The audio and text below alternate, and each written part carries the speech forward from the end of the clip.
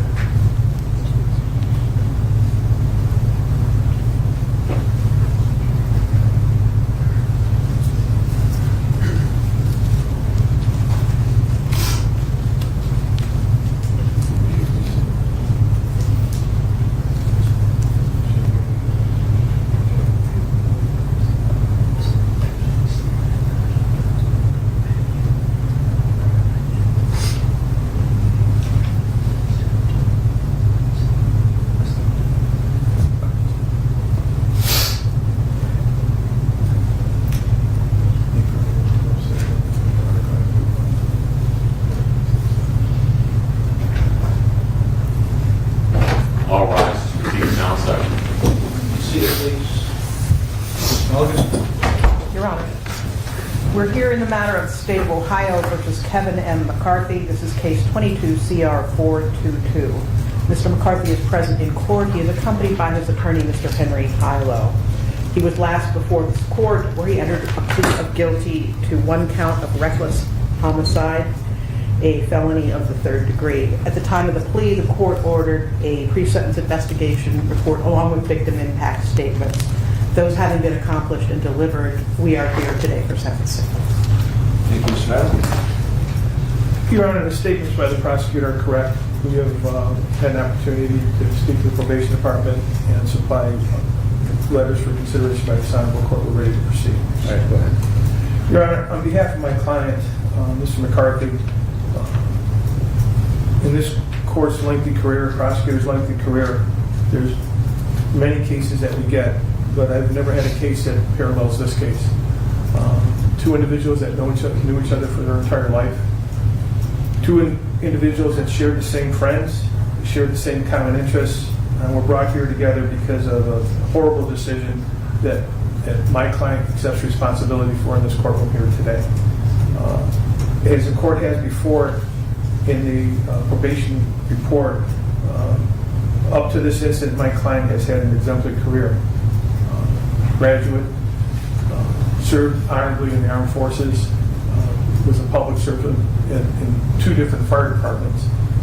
And I think what was most telling, Your Honor, was the fact that I was able to supply 29 letters to this honorable court, and each letter was better than the letter before. And it wasn't exclusively from family. It was from friends. It was from some mutual friends. It was from individuals that lives were touched by the conduct of Mr. McCarthy as he grew up. And as we stand here before you today, one of the letters that I dropped off to this honorable court this morning through witness victim was written by my client some time ago, expressing this sorrow and wanting to say sorry. The reason why the victim's family didn't receive that letter was because of me. This case was pending at that time, and I could not allow him to send a letter of that nature, but I said, put those words on paper, and there'll come a time when I'll have a chance to share it. Your Honor, I'm not here to talk about the facts of that night, because none of those facts or none of my statements here can erase what happened that day. But I am here to tell you I'm asking for a minimum sentence on behalf of Mr. McCarthy. He accepts responsibility for what he did, and he had an adult career of public service and service to others. He has a strong family that has been with him throughout this whole procedure, throughout the whole process. And I think what's most telling, Your Honor, it wasn't a family that came to me and said, hey, listen, what happened here, it's not all Kevin's fault, it's not Kevin's fault. It was a family along with Kevin that said, I have to accept responsibility. I have to accept responsibility to not allow Kilberg family to go through this anymore. And I am now going to put myself before this honorable court. I know this court, the reputation of this court, that you will take all for the purposes of sentencing. And with that in mind, Your Honor, I know my client also would like to address this honorable court with your permission. Is there anybody else you wish to? No, sir. We're going to rely on the letters that were submitted. And for the record, the letters were also submitted to the prosecutor. All right, thank you. Mr. McCarthy, the law allows you to say anything you want before I impose sentence. What would you like to tell me? May I stand, Your Honor? Yes. With every beat of my heart, it is a beat of sorrow and remorse. I simply cannot explain the angst that is now ingrained in my DNA. Punch is a soulmate of mine, and I would never intentionally hurt him or any of his family. To the Kilbergs, I am so sorry.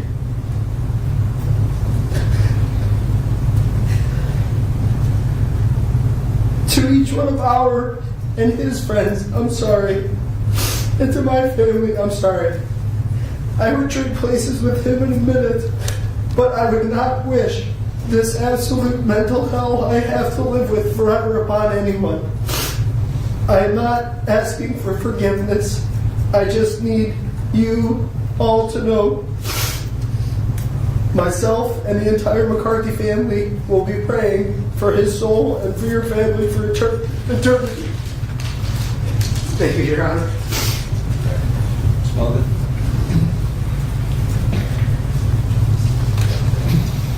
Members of Christian Kilberg's family are present here in court. His mother, his father, his extended family. I don't know if at this time Fran Kilberg wishes to speak. This would be the time. Or if I've also been informed that John Adams, who was Christian's uncle, Fran's brother, will want to speak to the Is that so? I would like to speak. Will you just state your name, please, and then tell me what it is you want? Frances Gilbert, I'm Christian's mother.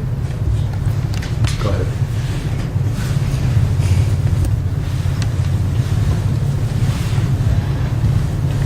The courtroom looks a whole lot different than a church, doesn't it, Kevin?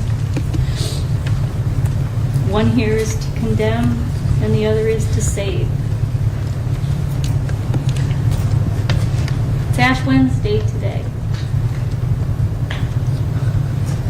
What you did was the gravest sin of all. You killed my son. You killed Eric's brother. Our family grew up with guns. My father had one. My brothers had guns. We knew gun safety. We never would have allowed Christian to have a gun if we did not know that he was respectful of such a deadly weapon.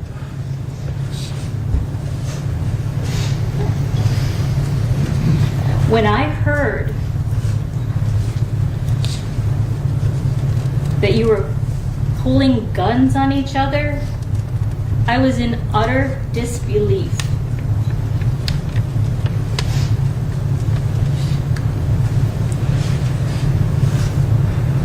I never saw that behavior from Christian.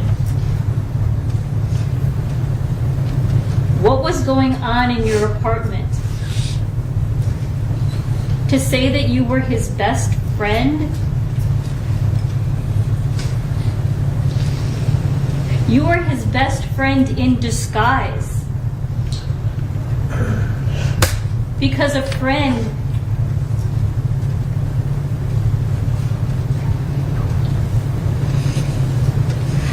doesn't smash somebody's eye with his guitar and scratch his neck with your fingers, or punch each other in the shoulder, especially when Christian had a plate in his shoulder. I highly doubt that he would have thought that that was amusing.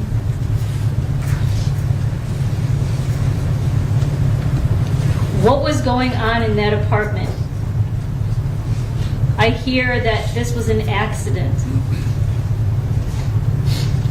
Kevin, it's no accident. You never point a gun, anybody knows. You never point a gun at somebody's head or anybody that you don't intend to destroy.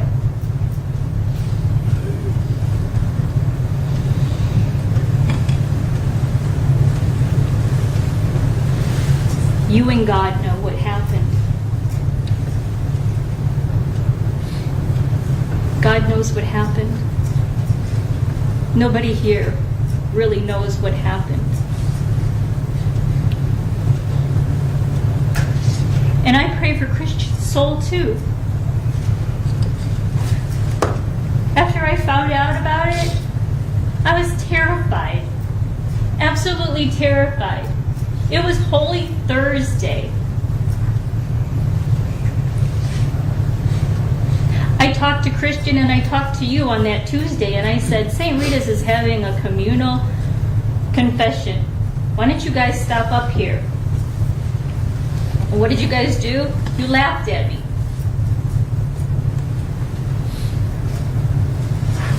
That was the Tuesday before you shot him. I was trying to lead him to Christ. And you laughed at us.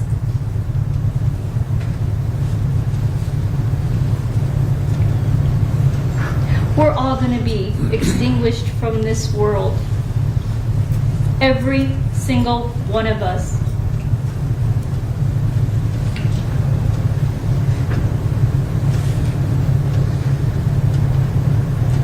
I live with the torment every single day. It just runs through my head all the time, and I don't sleep.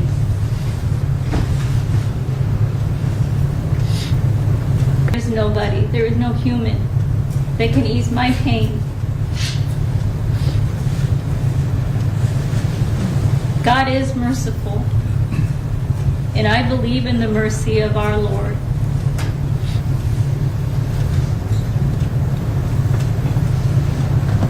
And I don't know where Christian is. I ask myself that all the time. I hope and I pray that he's with Jesus, but there is a hell too, Kevin. I don't know if he's suffering.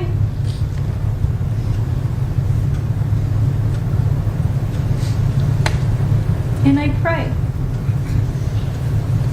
Because that's the only consolation I have. And I pray for you too, Kevin. I pray for you too.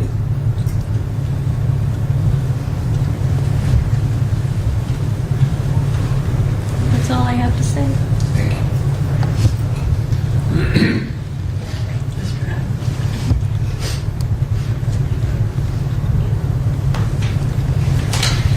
Your Honor, the state is asking for a maximum penalty in this case. The harm is so great. The conduct so egregious that even the maximum somehow demeans the seriousness of what took place here. There's no question this is not intentional, purposeful behavior. But there are so many troubling aspects to what took place. It's hard to choose which one to address here this morning.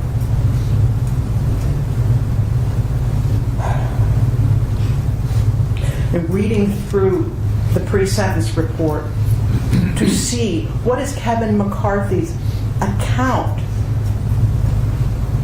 to the probation department about what took place that night. Heard his statements to police, things that he said to those detectives maybe were colored by the shock of what had happened. But what does he have to say after he has an opportunity to deliberate, to think about it? He has an opportunity to write a statement, and then he has an interview with the probation officer. In his written account, he writes, "My firearm, unknowingly loaded, had discharged and struck my lifelong friend in the head." He then says, "Filled with terror and sorrow, I attempted to render first aid," which is just not the truth.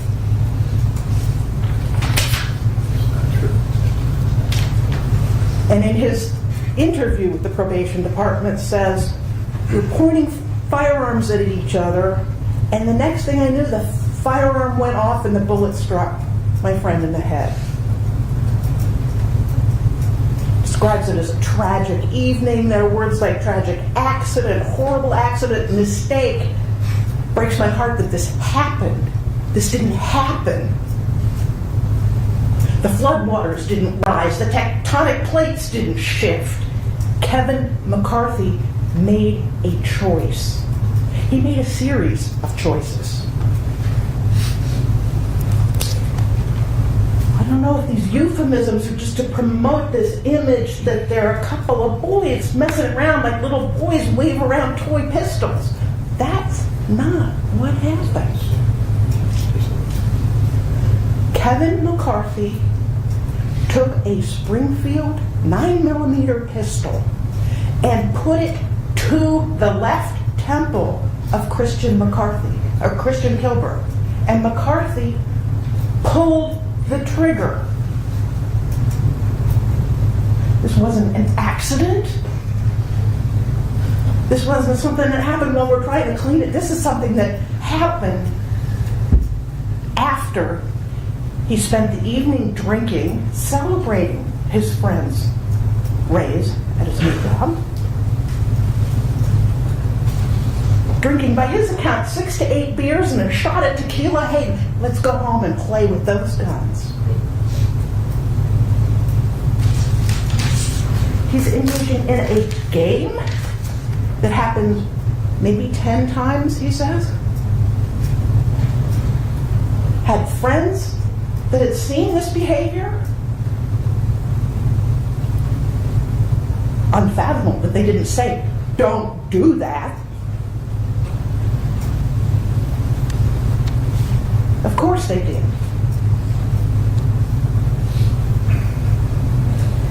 And he took a gun, he says, the Christian gave him the gun. There would be a good reason to open it up and see, to check, is it loaded? But he was handed a Springfield pistol. Oddly enough, he owns a Springfield pistol.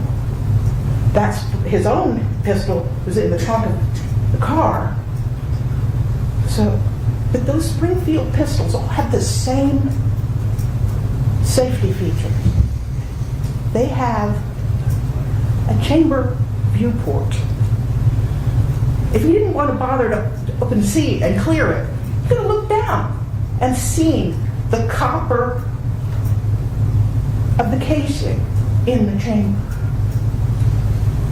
From across the room, the first officer can see the bright red circle on that weapon that shows that the safety is off.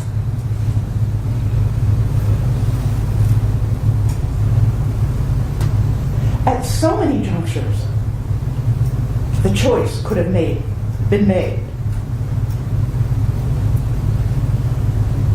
But the choice was to place it at the temple and leave a muzzle print.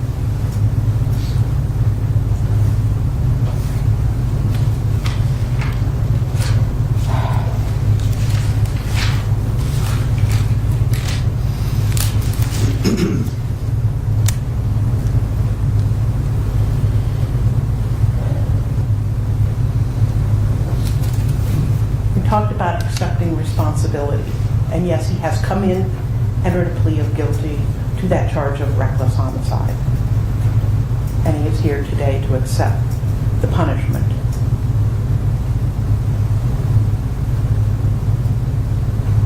It should be a maximum sentence. Thank you. Judge, can I just... Yeah, I was going to ask you, have anything further, Mr. Yeah, I Fred? do, Your Honor. Just for the record, it's funny, life looks different in a rearview mirror in 20/20 hindsight. And it's kind of ironic that no one in this courtroom was there with him that night.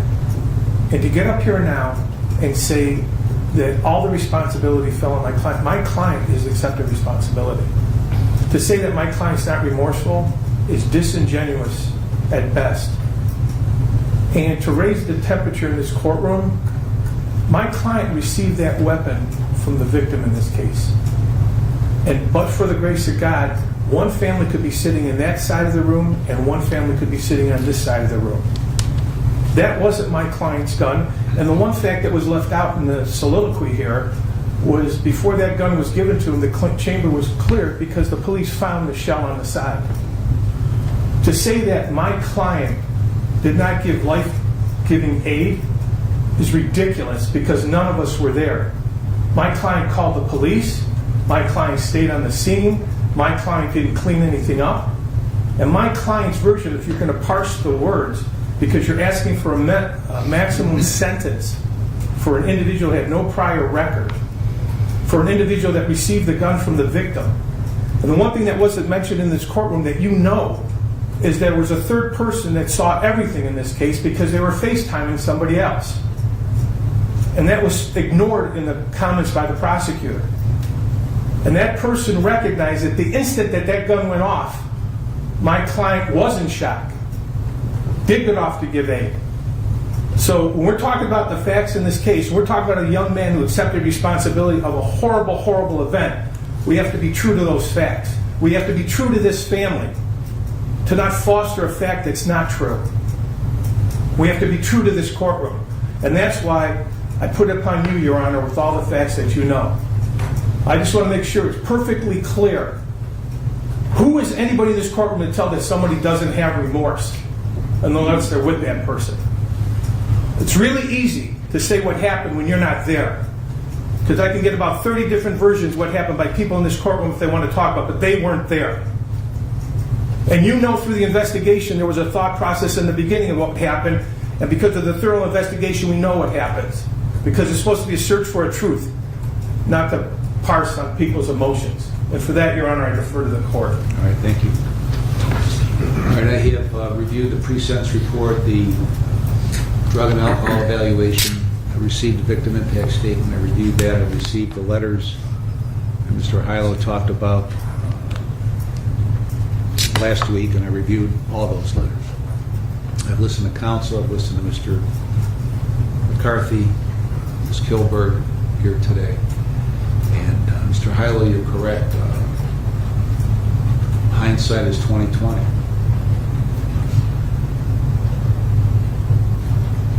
That's always true. And Ms. Kilberg is correct that truly only Mr. McCarthy and God know what happened. I'm well aware of the fact that there was extensive investigation in this case by the Willoughby Police Department. In fact, there were several search warrants that I signed, and so they went through this and they found whatever there was to be found.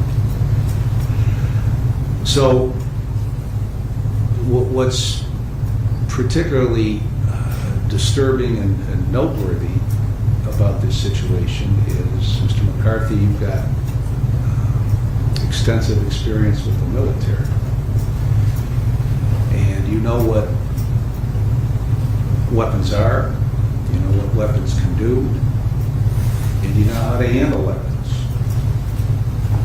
And the fact that there were, I think by your estimation, at least 9 other occasions that this nonsense occurred in the apartment is unbelievable. It's unbelievable that a firearm could be treated with such disregard. I mean, we have trials in here and there's a firearm involved, there's a safety through the barrel of the firearm to make sure there are no accidents. Everybody who identifies the firearm is asked if the firearm is cleared, even though it's obviously cleared because there's a safety running through it.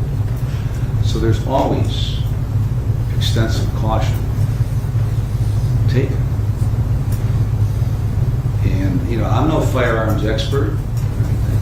I've got my carry concealed, okay, but I don't own a gun, okay? But one of the things I went through in the class to get that permit was that you never point a weapon at anybody, empty or loaded, unless you intend to use it.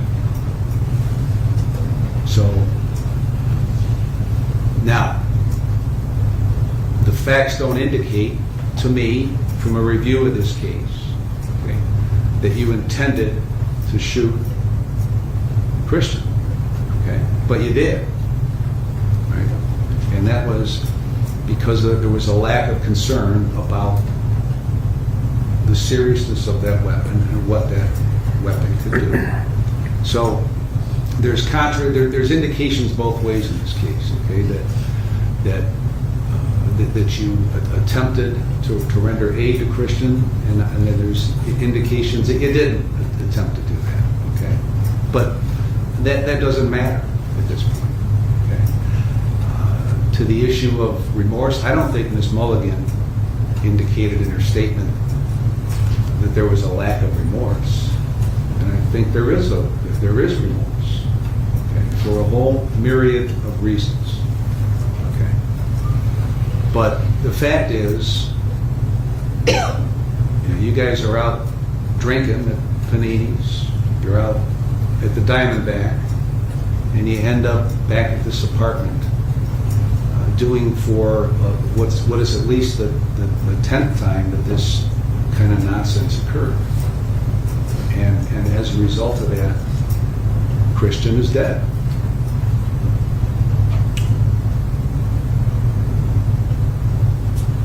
Hindsight is, being 20/20, you wouldn't engage in that on that 10th occasion, or actually on the first occasion, or ever. Okay? because you're a guy that knows the dangerousness of a firearm. Now, if it were your firearm, if it were Christian's firearm, to me, it doesn't really matter. Okay? The first thing when somebody hands you a firearm, you know this, right? And it's not a threatening situation, you're gonna clear it. And if you're gonna play with it, you're gonna unload it. But it didn't occur here. Now, as I said, you've served honorably in the military. And as I said, I reviewed all of these letters. Okay, and they all speak highly of you. There's no question about that. The problem here is that it is the result of your action leaves Christian Kilburg deceased. And there's no getting around that. And there were, as Mulligan indicated, there were a series of decisions made that night that culminated in what happened here. And it wasn't only that night. I mean, those decisions go back to the 9 other occasions when this nonsense occurred with you guys.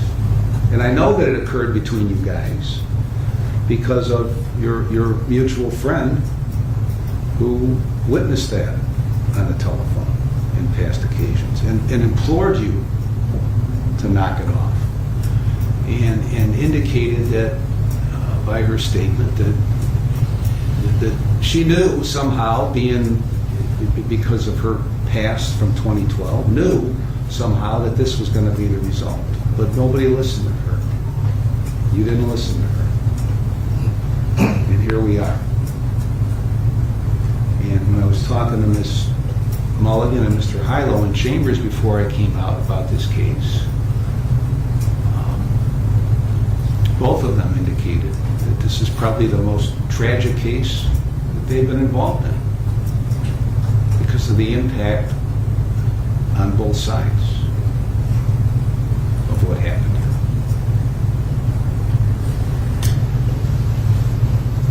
But things don't come before me unless they're completely avoidable. There are maybe a handful of cases I've had in 8+ years that were avoidable. This was avoidable.